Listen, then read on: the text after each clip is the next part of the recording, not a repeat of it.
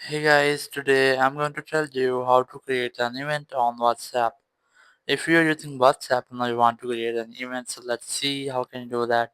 You just have to open your WhatsApp app and here just select any contact with which you want to create an event.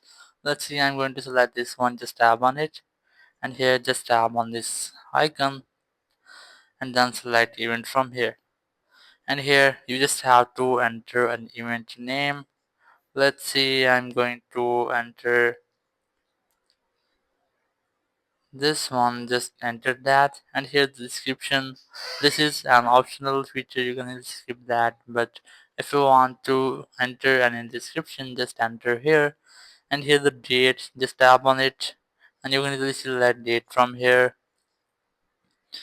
And here's the time, just tap on it and you can easily select time. It might be hours or minutes. And here's the location. You can easily enter location here.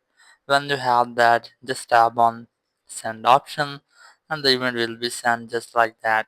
So that's how you can easily create an event on WhatsApp. Thank you very much for watching the video. Until next video, bye bye.